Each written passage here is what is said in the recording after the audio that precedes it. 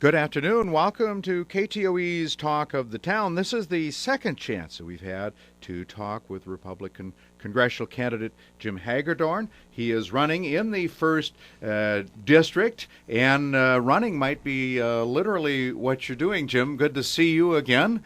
And Thank you, Pete. It's great to be here. You tell me off air you're putting on 6,000 miles a month, crisscrossing the first district, which is really quite a large district area-wise. Huge district, cross the state from Wisconsin to South Dakota and then Iowa up about 80 miles here.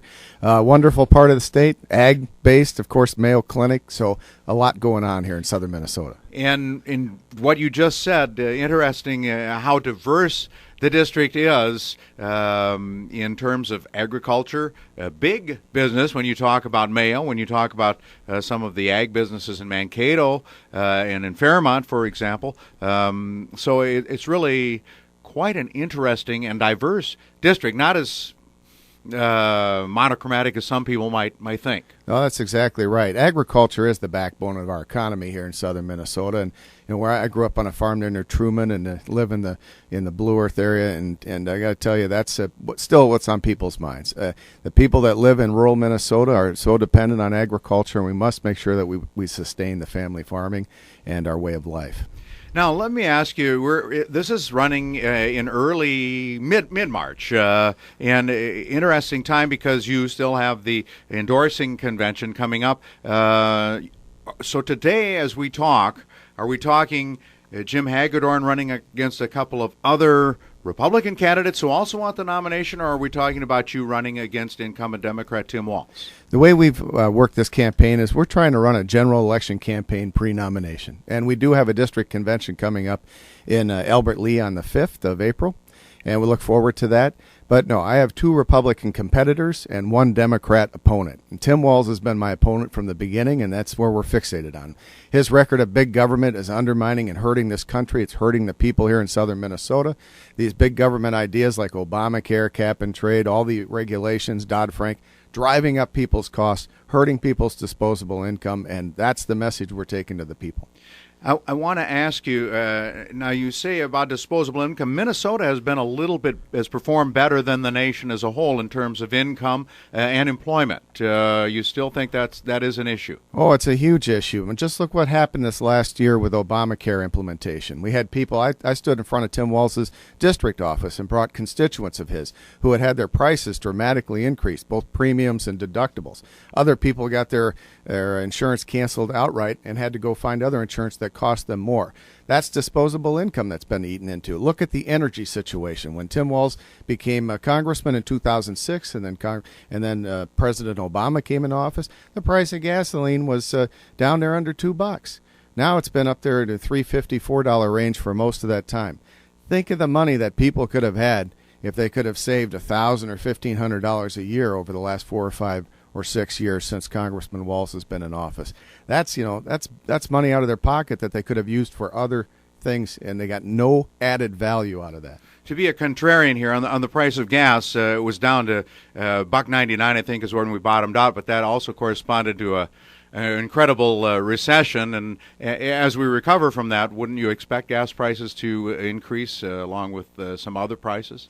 I understand that, but I think it's these policies, these anti-fossil fuel policies coming out of Washington, coming out of the EPA, the politics of global warming that Congressman Walz is tied to. And, that's going to put upward pressure on the price of energy, not downward pressure. We put out a press release and we worked very hard in this campaign to talk about the energy issue. And I think we need drilling on public lands. We need more oil and gas drilling. We need to sustain the coal industry, not bankrupt it like the congressman is with his EPA regulations that he supports. He just voted on that last week. And we need renewables and everything else. But that puts downward pressure on the price of energy instead of this inflationary thing that's coming out of Washington. Drilling on public lands, I heard that phrase in there. For example, in Yellowstone, where there's probably some oil underneath there, would you drill in Yellowstone? Well, I think let's start with Alaska. Let's start with Alaska, which is very oil rich and oil and gas rich, and we can be energy independent in this country if we'll just go out and get the resources that God gave us. We can be energy independent within 6 or 7 to 10 years. And, the United States has more fossil fuel energy resources than any other country on earth. We just need new leadership in Washington to go out there and get it and do it in a safe way. You mentioned global warming, which has become kind of a touchstone issue. Where do you put yourself? Are you a global warming denier? Is that where you are on the spectrum? Or I'm an American realist, and I believe that we shouldn't transform the United States economy over concepts that maybe 50 or 100 years from now we can make some sort of marginal change. To me, that this is an open-ended question, but I just believe that at this point in time, let's put it this way: the politics of global warming that the congressman supports is going to make no real change to the climate or anything else. And of course, they change the argument every time they want.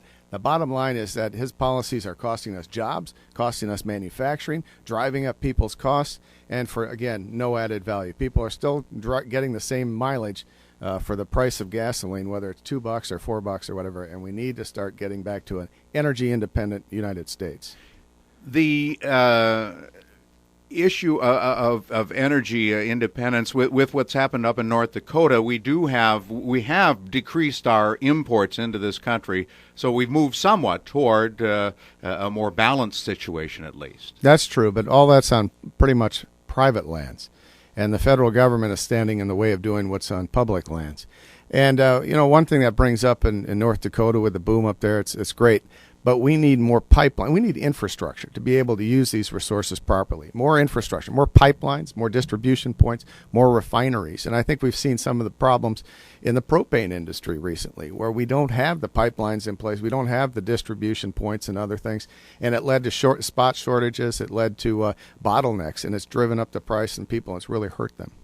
In terms of getting more refineries, as I understand it, that's just there's a reluctance on the part of the oil industry to build more refineries. Is that because of the regulations? Is that because of lack of incentives? What's your opinion on why they're reluctant to build those? Well, it's very costly to go through the regulatory process, and it's frustrating to do that. And what you see is mostly they take the refineries that are in play and they try to keep expanding them, making them bigger, because they've already got the permission to build at that location. So, no, I think we need more sensible regulatory policies out of Washington. In my estimation, the EPA under President Obama is out of control.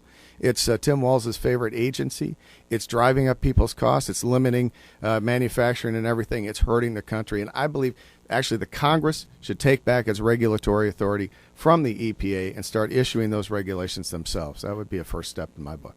Would you clarify that a little bit? Congress issuing environmental protection regulations? Yes. I mean, doesn't that get to be really, you might have something totally different in California from what you have in Minnesota, which might be totally different from what you have in Kansas. So. Well, that's true. I think most of these things should be sent back to the states and let them handle it. But in the case of what I'm talking about, we'd make a full circle. The Congress created the EPA. The Congress gave away its regulatory authority to the agency, and I think they're so out of control that the Congress should bring it back and actually make an example out of them. Is that they're not going to let them, for instance, continue to regulate clean air statutes decades later and come up with ideas that we should bankrupt the coal industry. I mean, it's just ridiculous. All right, I want to move on because there are other issues that I do want to talk about. You mentioned, and I know this is a major issue that Republicans are running on, the Affordable Care Act, or Obamacare, as you prefer to call it. What bothers me is that the emphasis is on repeal. And just to talk about one issue in particular, coverage for children up to age 26 was quite a boon. It actually affected me personally. I had a daughter who was on it until she was 26. When she couldn't get insurance, or it was very prohibitive for her to get insurance. Do you repeal everything? I don't hear anything that we're going to replace it with, for example, the pre-existing condition that affects so many people in this country, ties them to a job that they currently have, seems to be suppressing economic mobility. Sure. Well, you can go back to when I announced for Congress, and then the 3 or 4, actually about 5 press releases I put out on the Affordable Care Act, Obamacare, and we always talk about private sector free market reforms. And I agree with you that sometimes that gets lost. But look, we had some good ideas even 10, 12 years ago, and I can't totally blame the Democrats for passing Obamacare. The Republicans had control of the House, the Senate, and the White House, and we left a void. We didn't do our job, and that's what teaches me when you go to Washington, you stand for principle, you fight for what you believe, and then you do the people's business and you let them decide whether you should stay or go after that. But as far as reforms in the healthcare area, yeah, I believe in competition across state lines. I believe in having private sector pools for people that have pre-existing conditions so they don't go broke. If there's any subsidy at all from the government, it would be there to keep the private sector in business in order to make that happen. We need expanded use of health savings accounts so people can hold their own money, so they would do their own shopping for doctors and hospital visits, and then they'd be able to move towards catastrophic coverage.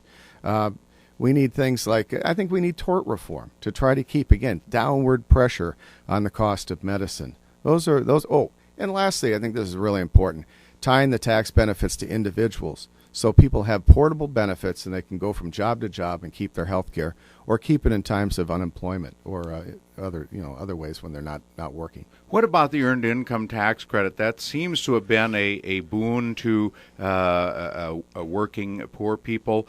Some Republicans seem to like that idea and maybe focusing in that area. Where do you stand on that? The earned income tax credit, I believe, was something put together even under the Reagan administration, or at least certainly expanded. There are some good ideas or reasons for it, but I think it's been misused and become a crutch. It's almost become a welfare payment. I don't mean that in a derogatory way. I think just people have come to depend on it. And I think we need reforms in all sorts of entitlements, but you're bringing up a good point. I believe in massive tax reform. We have to have broad-based tax reform where we get back to people holding their own money, and so they can spend it the way they think rather than the way the bureaucrats and politicians do in Washington. That's part of my ideas of taking the power from Washington, bringing it back to the states and the people. I know that's not exactly what we're talking about here with the earned income tax credit, but across the board we have to have new ideas and new thinking as far as entitlement programs and how we help families transition from being dependent on government to being dependent on themselves, personal responsibility. We're talking with Jim Hagedorn. If you're just joining us, and we're about 2/3 of the way through our interview, Jim is from southern Minnesota. Of course, his father was a congressman in the 1970s, and he is running for the Republican nomination to run against Tim Walz. So you're as you go after Tim Walz, a Democrat. I'm hearing you say you attack him on health care, you attack him on what you perceive as overregulation by the Environmental Protection Agency. Getting back to agriculture, he's been on the Agriculture Committee, but you don't think he's done an effective job there? Well, I'll give him his credit for voting for the Farm Bill, being on the committee. Certainly, he's the congressman, so he has some advantages there. But I think to be a friend of the farmer, it has to go beyond that. There are lots of things that are happening that are driving up farmers' costs, harassing them, hurting the farmer. Obamacare, obviously, is that. We have these EPA regulations. We have things like Dodd-Frank, which is Obamacare for banks, and it's limiting capital to ag people, ag-based people in that industry, especially young farmers. And so I don't think that you can be for these big government programs that are going, there's another cap and trade. Tim Walz voted for that. That would slap a 5% tax on the average farm operation. That's not being pro-farmer. And so when we get past the Farm Bill, we get past some of these types of things, we end up in a position where Congressman Walz and I have a very stark contrast.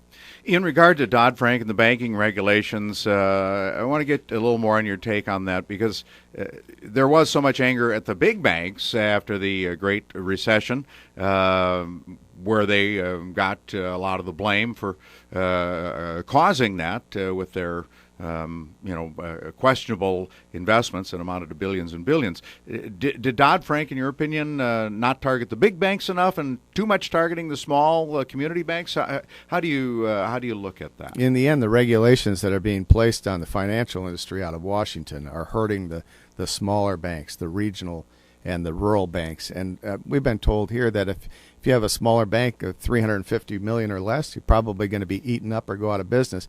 They can't afford the regulations that the big banks can. And look, too big to fail. In my estimation, that was a mistake. Now we've made the big banks too big to fail, and we've made the problem worse. So would you like to go after the big banks and break them up, maybe? The first thing I'd like to do is have policies that allow the smaller banks to function and thrive and grow. And I think the first step to that is repeal of Dodd-Frank. There were lots of reasons that Dodd-Frank was bad policy, and we're seeing it play out here in southern Minnesota. Okay, so what other we've got the health care, EPA regulation, the banking reform that you think kind of targeted the wrong people. Any other points that you want to get across today? Well, the congressman's the most liberal fellow that's ever... We're talking about Tim Walz. Yeah, he's the most liberal congressman in the history of southern Minnesota, and he's voted for all the big government things. There are other areas that we don't talk about much, but even on firearms. He says he's a friend of the gun owner. But, hey, after the Connecticut shootings, Tim Walz chastised the NRA for saying that we should have people in the schools who would be armed and trained to maybe prevent such things or to cut them short.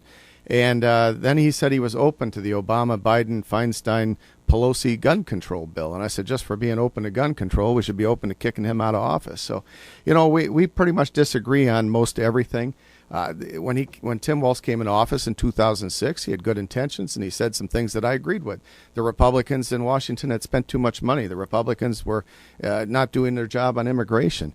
But since then, the record is that congressmen and this big Obama Walz type liberalism has run up a debt of $8-9 trillion since then. So I mean, he's part of the problem, and yet he still blames the Republicans. At least I'm honest enough to blame both sides when they screw up.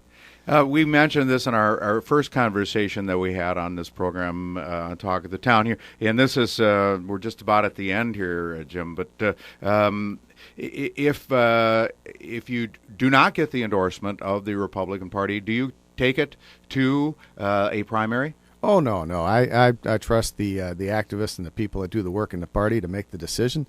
I've always been part of that process. Something I respect, and so.